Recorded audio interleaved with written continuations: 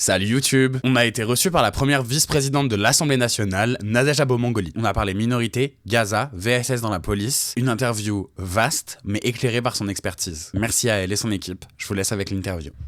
Bisous mes vies. Depuis le début de votre mandat, quelle est votre plus grande fierté politique et pourquoi celle-là en particulier? Bon, alors il y en a plusieurs quand même. Alors déjà depuis que je suis vice-présidente, le fait d'avoir fait en sorte que la Palestine ne soit plus un groupe d'études à vocation internationale, mais un vrai groupe d'amitié à part entière, comme tous les pays reconnus par l'ONU, ça c'est une grande victoire. Alors c'est une grande victoire, alors elle est symbolique, mais en fait c'est quand même un pas de plus pour dire que la Palestine doit être reconnue. Et c'était avant la reconnaissance de la Palestine. Après la fierté, c'est peut-être qu'il y ait des gens, des gens normaux, on va dire, qu'il y ait des militants qui s'investissent à mes côtés, dans ma circonscription, à Aulnay, à Bondy et au Pavillon-sous-Bois. Et ma plus grande fierté, c'est d'avoir contribué à mon niveau, à avoir fait quand même émerger un certain nombre de cadres politiques insoumis. Là, à Aulnay-sous-Bois, je vais avoir Elena Malandra comme tête de liste au municipal.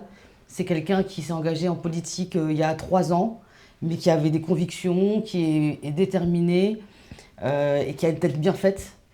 Et puis à Bondy, il va y avoir Mehmet Ozgouner qui a 25 ans, qui va être notre tête de liste à Bondy, qui est le suppléant d'Aurélie Trouvé. Donc c'est des gens avec qui je travaille tous les jours.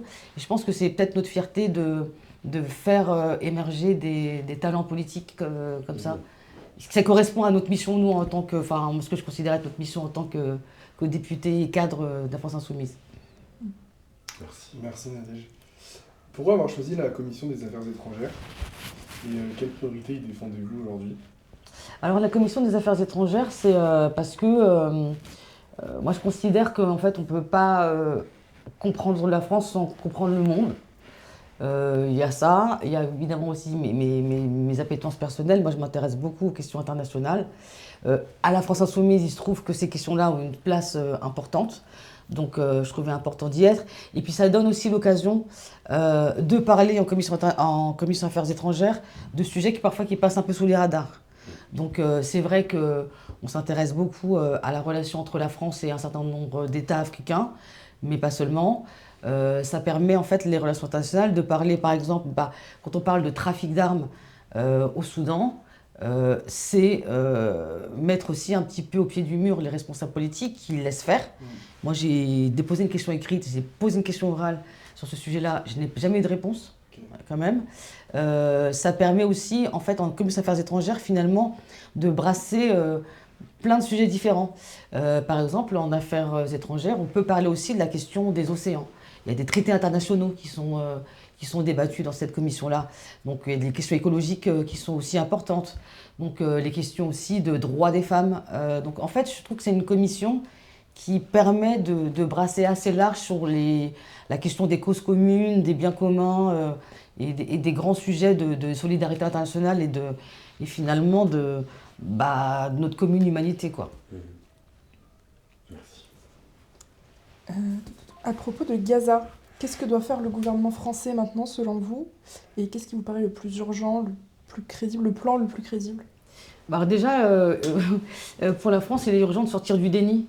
Par exemple, lors de la discussion, du débat de la semaine dernière, le Premier ministre a fait son discours de politique générale et la seule reprise, le seul rebond qu'il a fait sur Mathilde Panot, c'était pour nier la livraison d'armes.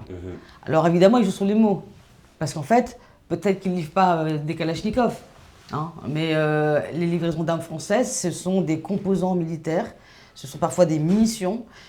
Plusieurs enquêtes ont démontré que la France avait livré, avec d'une certaine manière, des munitions pour des drones. C'est pour des opérations de guerre, voilà. Et donc, d'abord, la France doit sortir du déni de ce point de vue-là, et faire la transparence. Ensuite, la priorité, c'est que ce serait, après j'en parle, mais j'y crois pas, c'est que la France pèse de son poids pour que les accords commerciaux avec Israël, entre Israël et l'Union européenne, prennent fin. Ce serait vraiment faire en sorte que l'aide humanitaire arrive, parce qu'en fait, il y a soi-disant un cessez-le-feu, Mais le cessez-le-feu n'est pas respecté par Israël. Il y a encore eu des morts ce week-end. L'aide humanitaire n'arrive pas en totalité. Donc, France, membre du Conseil de sécurité de l'ONU, membre permanent du Conseil de sécurité, a un poids. Et elle a un poids qu'elle n'honore pas, en réalité, en laissant, quand même, d'une certaine manière, Israël dans l'impunité. Et quant au plan pour Gaza, alors évidemment, les Palestiniens, eux, il y a le cessez-le-feu. Donc déjà, à la fin des massacres, on ne peut que s'en réjouir. Mais ce qu'on nous propose, c'est tout simplement un plan colonial. C'est une nouvelle colonisation. Il n'y a pas grand-chose sur les Cisjordanie. Et ça, c'est quand même un vrai problème parce que la question de la Cisjordanie, aujourd'hui, en fait, elle est concomitante à la question de Gaza. Il y a cette question de la démilitarisation du Hamas, quid de la démilitarisation d'Israël autour de Gaza, en fait, parce qu'on a une occupation, on va avoir une occupation militaire à nouveau. Donc en fait, les questions ne sont pas vraiment posées. Et le problème, c'est que la France a été partie prenante de ce plan, qui est un plan colonial. C'est pas étonnant, puisqu'il y a une histoire, on nous a sorti Tony Blair pour faire, certes, Le Conseil de la paix. voilà, un nouveau protectorat, en fait, voilà, c'est la nouvelle déclaration Balfour, en fait, ce soi-disant plan de paix. Donc, on entend que la France sort du déni et se fasse respecter, et fasse respecter aussi le plan qui a été, soi-disant, accepté par Israël. Or, la réalité, ce n'est pas le cas. Et puis aussi, du point de vue diplomatique, la France doit aussi se faire respecter son rang. Lorsqu'on a des ressortissants français qui sont sur des flottilles et qu'elles ne participent pas à leur sécurisation, à leur exfiltration dans de bonnes conditions, en fait, c'est pas faire honneur à la France et au peuple français, quoi. Carrément. Merci. Sur la période politique actuelle, comment est-ce que vous l'analysez entre recomposition, durcissement autoritaire et impasse parlementaire? Et selon vous, comment la gauche, et LFI en particulier, peut peser autrement que par un rapport de force symbolique? Alors déjà, la recomposition, en fait, en vrai, elle existe. Enfin, elle date de la fin elle date de 2017. En fait, l'émergence d'Emmanuel Macron, qui a été un candidat, dont on savait un peu l'issue, parce qu'à la base, c'était ni de gauche ni de droite. En réalité, c'est très de droite et très de droite, et voire très d'extrême droite. Cette recomposition, en fait, elle était nécessaire et elle est née aussi de la fin de la social-démocratie telle qu'on l'entendait. En fait, de la fin de la crédibilité des partis dits de gouvernement de droite et de gauche. Et donc, du coup, la France insoumise, son rôle là-dedans, en fait, et en vrai, c'est dommage que la France insoumise n'ait pas existé avant, parce que je pense que si la France insoumise avait existé avant, il n'y aurait pas autant de gens extrême droite. En fait, c'est ma théorie perso, bon, je la partage ici. Non, parce qu'en fait, les gens ne trouvent pas forcément de débouchés politiques à leurs revendications, demande de dignité, demande de respect, demande de respect de la parole donnée. Et ça, vraiment, c'est le point fondamental, en fait. Il y a ça, et puis il y a des institutions qui ne fonctionnent pas. Qui ne fonctionnent pas parce qu'elles sont ce qu'elles sont, celle de la Ve République, qui donne des pouvoirs exorbitants au monarque présidentiel.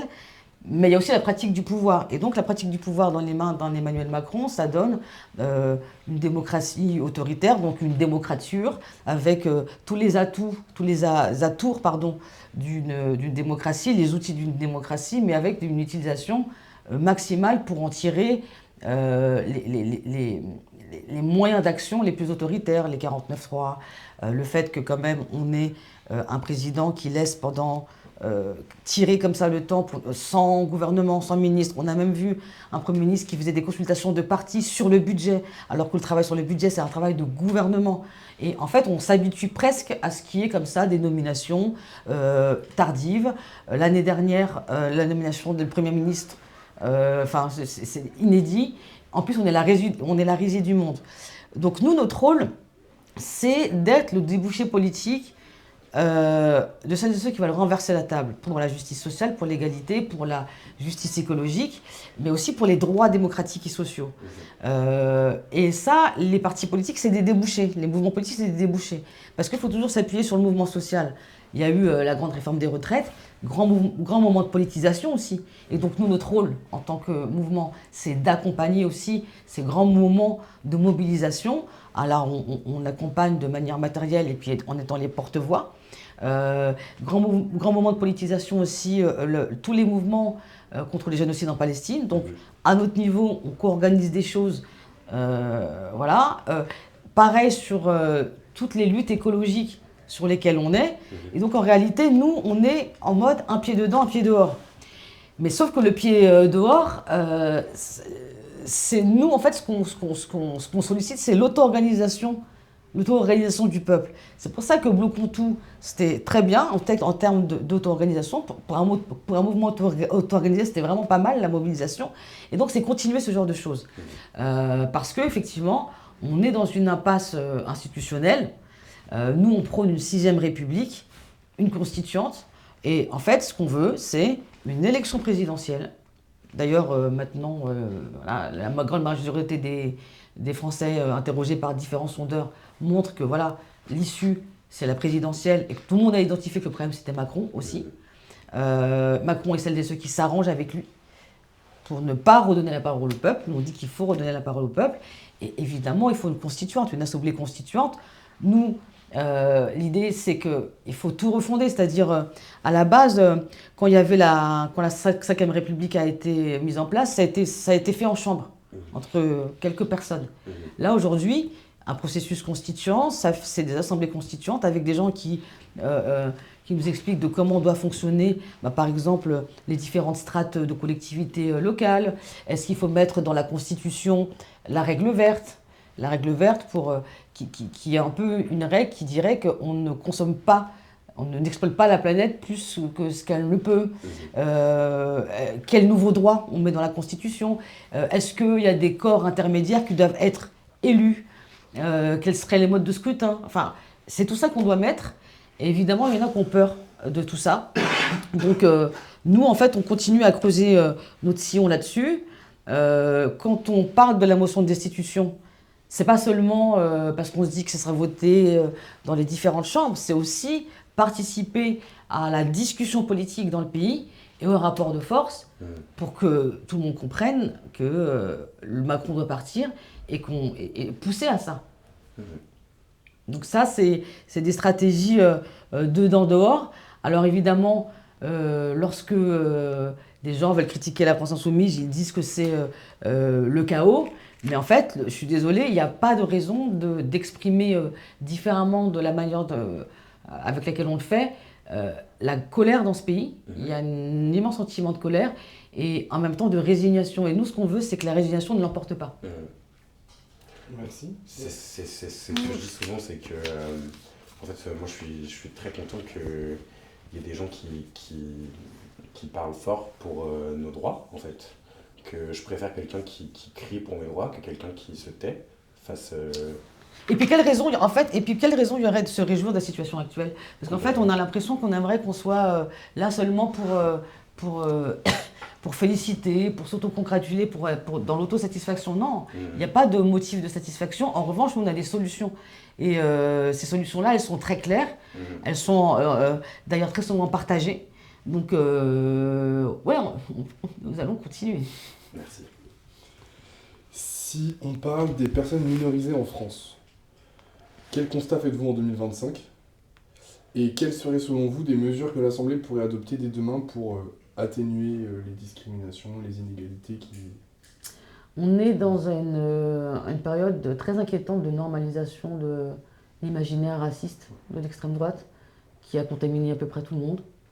Moi, hier, j'ai entendu Jérôme Guedj, supposément à l'époque où j'étais au Parti Socialiste, un des fondeurs, qui expliquait que la France Insoumise et d'autres étaient sans frontiéristes.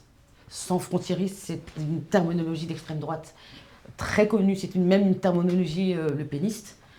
On a eu un Parti Socialiste printemps républicanisé, donc en fait au sein duquel l'invocation de l'universalisme et de la laïcité était un prétexte pour évidemment cacher l'islamophobie. On a une normalisation de cet imaginaire. On a des gens qui nous expliquent, y compris à gauche, parce que moi, l'extrême droite reste l'extrême droite. Moi, ce qui m'inquiète, c'est qu'il y a quand même une contamination de ça à gauche. Quand des gens de gauche nous parlent d'assistanat, on sait très bien ce qu'est l'assistanat depuis Ronald Reagan. L'assistanat, c'est pour évoquer les Noirs et les Arabes qui prennent les prestations. Et donc, il y en a à gauche aujourd'hui qui sont là-dessus. Lorsqu'on a des responsables politiques qui prétendent être candidats à l'élection présidentielle, qui veulent mettre sous le tapis la question de l'homophobie, des questions des droits LGBT, et de dire qu'en fait on va tous se rassembler parce que finalement tout le monde veut des services publics et puis on va occulter le racisme, ça marche pas. En revanche, ce qui est très constant chez le Rassemblement National, c'est qu'il peut faire ce qu'il veut. En fait, nous on peut raconter tout le temps que le RN est une arnaque sociale. Son électorat a compris quelque chose et le RN est très constant là-dessus. Le RN défend la préférence nationale pour tout. Et donc, pour les droits sociaux, pour les droits politiques et pour le partage des richesses. Et comme le Rassemblement National n'est pas pour le partage des richesses, ce qu'il est en train d'instiller dans la tête des gens, c'est qu'il y aurait des parasites. Et que tout irait bien s'il n'y avait pas les parasites. Et qu'on est en train d'expliquer que, donc, en réalité, quand on parle le SMIC tout le monde est pour la hausse du SMIC, et le RN n'a pas voté la hausse du SMIC, mais parce que le RN, pour lui, son explication, c'est que si le SMIC n'augmente pas, c'est parce qu'il y a des étrangers qui ont le SMIC aussi. Donc en réalité, je pense que donc, quand on lutte contre le RN, il ne faut pas occulter ça, et je trouve que parfois, en appuyant tout le temps sur le RN arnaque sociale, on occulte que ce qui fait le cœur du Rassemblement National, c'est la construction d'un imaginaire raciste, et qui fait que, ce qu'ils expliquent, c'est que pour que les gens aient des droits, eh ben, il faut en retirer à d'autres. Et malheureusement, je trouve que parfois, à gauche, on cotise un peu trop à ça. Quand on est sur, comme ce que je disais, sur l'assistanat ou sur ces autres choses-là. Et pareil, débat sur les OQTF. Maintenant, OQTF, on a l'impression que c'est un adjectif, c'est un qualificatif.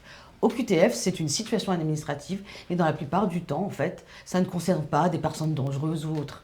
Donc, je trouve qu'il y a des débats qu'on n'aborde pas trop bien, nous, à gauche.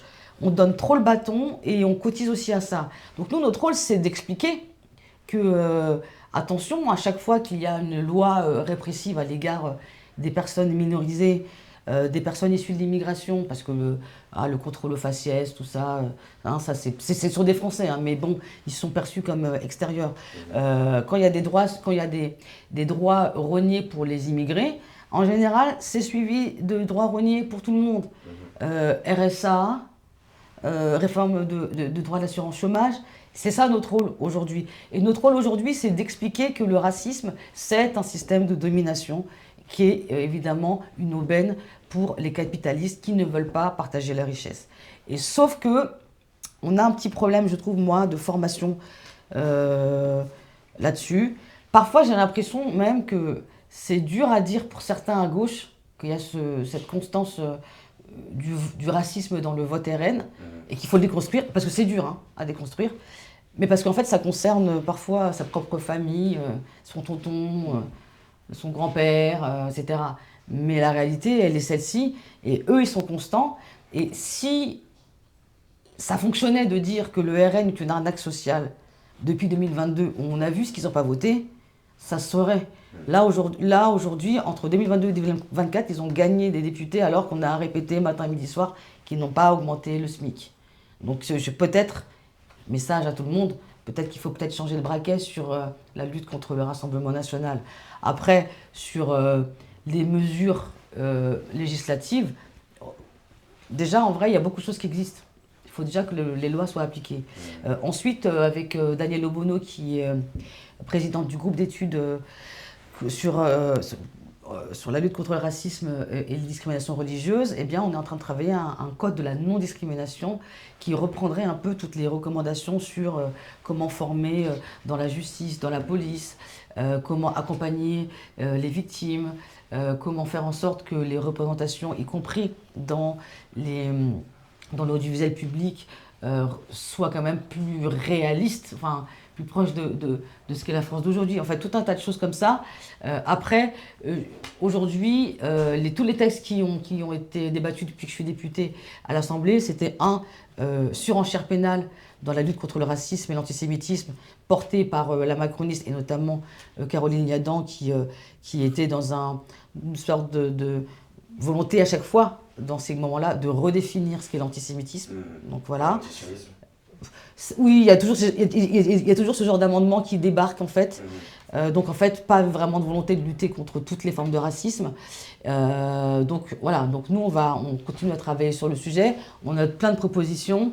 Mais je crois beaucoup que ça va être par la mobilisation de la société que ça se passera aussi, plus que par la mobilisation parlementaire. Merci. Vous avez mentionné rapidement la formation au sein de la police tout à l'heure. Du coup, au sujet des violences sexistes et sexuelles, quelles sont les mesures que vous défendez? Oui, alors déjà, à chaque fois, qu'il y a des choses quand même qui sont extrêmement choquantes du point de vue des violences sexistes et sexuelles, des violences racistes.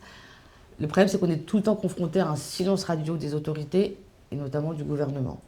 Là, il y a eu ce scandale de ces femmes qui ont été victimes de violences, de viols, de violences sexistes et sexuelles de la part de gendarmes et de policiers. On n'a pas vu que ça avait beaucoup bougé.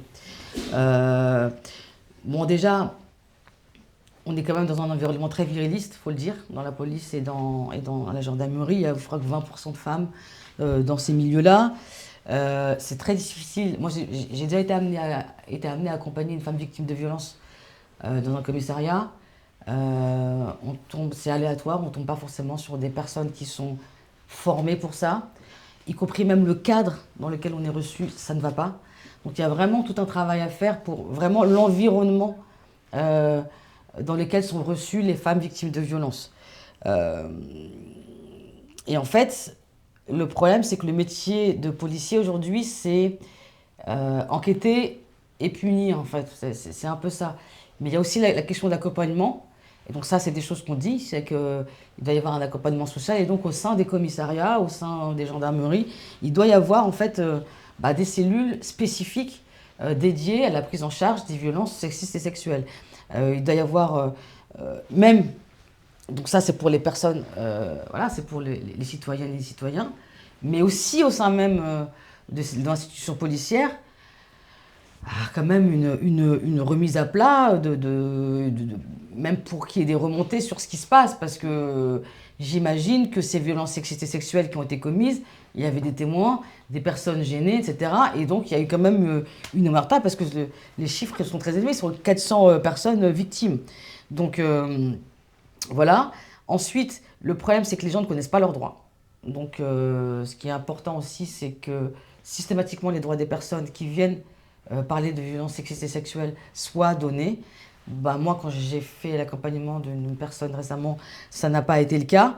Et puis, quand c'est sur... je reviens sur ce que j'ai dit au début, c'est-à-dire qu'il y a eu ici des abus dans la police, la question de l'inspection générale de la police nationale, elle doit être posée.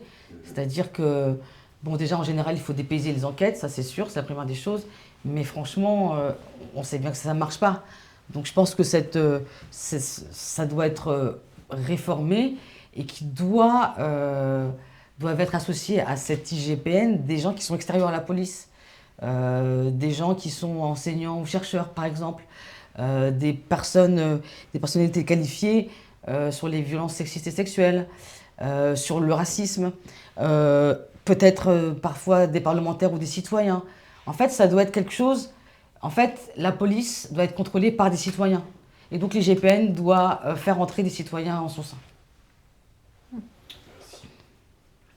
Alors, on l'a abordé tout à l'heure, rapidement, la fin de la Ve République. À quoi ressemblerait pour vous une sixième république idéale? Et par où faudrait-il commencer pour la construire? Alors, il faudra commencer par une constituante, comme j'ai dit tout à l'heure. Et une sixième république idéale, c'est une sixième république où la participation citoyenne serait à son max. Le problème, c'est qu'aujourd'hui, il y a beaucoup de raisons. Et moi, je comprends les gens qui sont un peu dégoûtés par la politique, vu le spectacle, vu qu'on ne respecte pas le résultat des élections.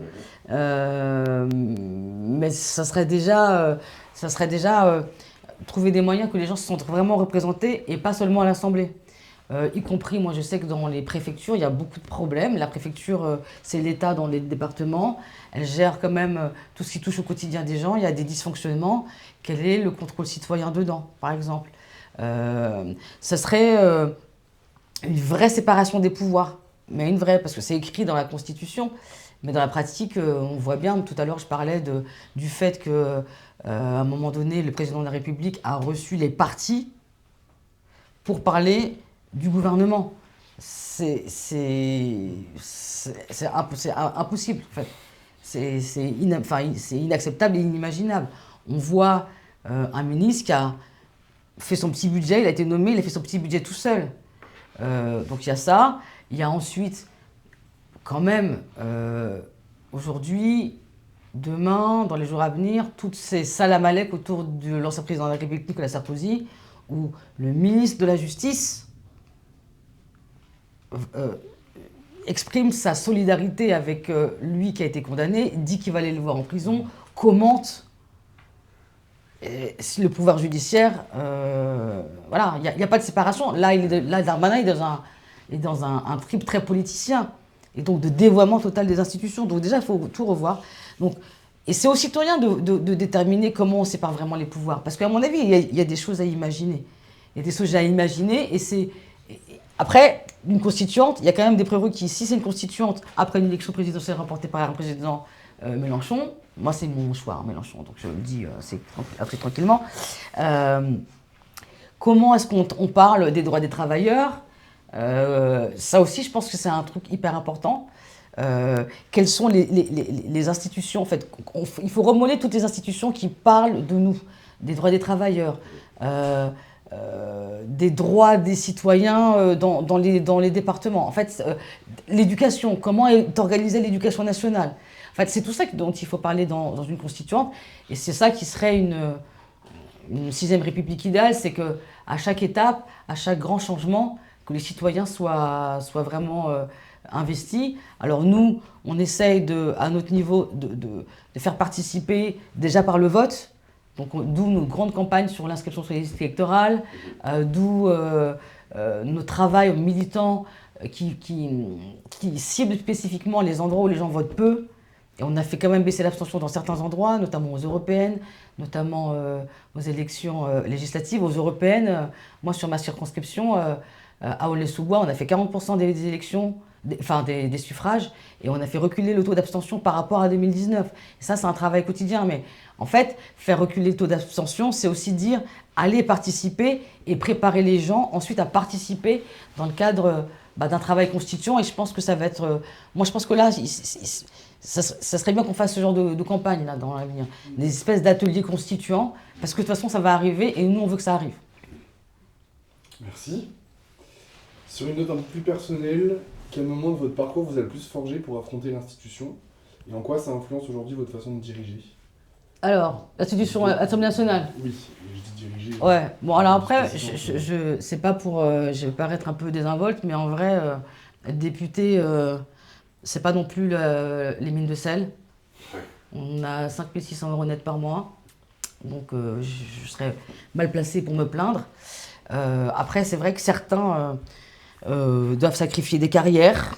Moi, j'aurais eu une belle carrière dans l'administration et certainement autant rémunérée.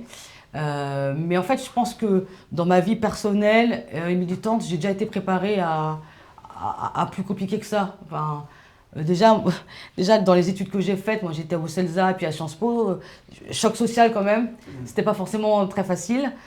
J'ai été au chômage pendant très longtemps après Sciences Po, alors que j'avais des enfants. Voilà, on va dire que l'institution parlementaire, ouais, c'est dur, mais il y a des éléments personnels qui font que je suis quand même préparée à ça, on va dire. C'est pas plus dur que ce qu'affrontent la plupart des gens dans le quotidien. Enfin, nous, on a quand même des possibilités de se répondre, de répondre aux attaques, des possibilités de se défendre, que des gens n'ont pas. Donc, après, c'est vrai que ce qui est plus compliqué, c'est le travail parlementaire, c'est une rationalisation bizarre en fait. C'est pas optimal, c'est pas bien fait pour vraiment travailler des textes. Alors contrairement à ce que, je sais que c'est à contre-courant de le dire, mais en comparant avec d'autres parlements, en fait, en termes de staff parlementaire, je suis désolée de dire que c'est pas assez. Et je sais que les gens disent ah machin, c'est pas assez en fait. Moi, je suis vice-présidente, j'ai la chance, du coup, d'avoir une enveloppe de crédits collaborateurs supplémentaires pour avoir quelqu'un de plus. Mais c'est normal parce que j'ai un surcroît de travail. Mais en réalité, normalement, les parlementaires ils sont là pour contrôler l'action du gouvernement, pour faire des auditions, même des déplacements. En fait, le travail parlementaire français, il n'est pas... Ça fait partie des choses aussi qu'on peut discuter dans une constituante. Mais en vrai... tout est fait pour qu'on travaille de manière expéditive. Et c'est ça qui est compliqué. Et surtout quand nous, en fait, en tant que députés insoumis, on est des députés militants. On sait pas, on est à l'Assemblée et en fait on fait pas, on rencontre pas les gens en permanence et on fait pas des actions militantes. On n'est pas on est dans le mouvement social, on est sur des piquets de grève, on fait des réunions publiques, voilà pour, je sais pas, cette année il y a une grande campagne sur la 6ème République justement. Voilà, on fait tout ça. Mais du coup, moi je trouve que quand on est un bon militant, on est bien préparé du coup à l'Assemblée nationale. Merci pour la réponse. Merci. Dernière question. Oui. Alors, c'est la dernière question. Du coup, sur une note un peu plus légère, quand vous vous déconnectez, qu'est-ce qui vous recharge à coup sûr? Alors, comme tout le monde, hein, moi je suis basique. Série. Mais mini-série, parce qu'en fait, je manque de patience, donc j'aime bien les mini-séries.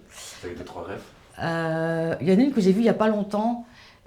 Alors, déjà, en fait, je fais des recherches par acteur. Ah, Ouais, parce qu'en fait, il y en a trop maintenant. Donc, je regarde toujours Nicole Kidman. Donc, toutes les mini-séries de Nicole Kidman, je les regarde. Là, il y en a une qui s'appelle Les Expats. Et c'était très bien hein, socialement. Il y a aussi parfois, aussi je regarde les mini-séries scandinaves, les polars. Ça, ils sont pas mal. J'en ai vu un il n'y a pas longtemps. C'est le mystère à Arreux. C'était... c'est un peu dans un coin reculé, mais il y a un meurtre et puis il y a la question d'exploitation d'une personne immigrée dans le travail de ménage. Et puis sinon, il y a White Lotus, c'est pas mal. Ah bah oui. Voilà. Et puis donc il y a ça. Et puis il y a aussi des bouquins. La lecture, on essaye de prendre le temps de lire quand même. Alors moi, là où j'ai de la chance, c'est que voilà, ça reste un peu le boulot, mais par exemple, j'ai reçu Leçon kurde, Les damnés des montagnes de Azadi. Donc moi, j'ai de la chance de recevoir des bouquins en lien avec les relations internationales. Donc là, j'ai reçu un bouquin sur les minorités turques en Chine. Donc voilà. Et sinon, ça, je le conseille aussi, je l'ai amené exprès. Ça s'appelle Les caractériels de Martial Kavatz. Et c'est bien parce que ça remet un peu les pieds sur terre. C'est la vie, le quotidien dans un quartier populaire quand on est un peu d'un milieu dit déclassé. C'est assez drôle et c'est du vécu. Et en fait, voilà, quand même aussi des romans. J'ai lu le dictionnaire amoureux du féminisme de Rokhaya Diallo, qui se lit très bien. Et voilà, donc quand même de la lecture et des séries comme tout le monde. Qu'est-ce que j'ai oublié? Ah si, évidemment les soirées entre copines et même des fois le temps pris pour programmer des petits week-ends avec les copines, c'est même un plaisir. Voilà. Et est-ce que vous auriez un mot pour les gens qui nous regardent? Un mot. Un mot d'espoir. Un mot d'espoir. Un mot d'espoir. Enfin, ce qui vous inspire en fait. Tout le monde a un cerveau. Tout le monde est capable de réfléchir. Ne croyez pas les médias. Il y a beaucoup de choses qui existent pour là aujourd'hui pour avoir de la vraie information, de la vraie analyse politique.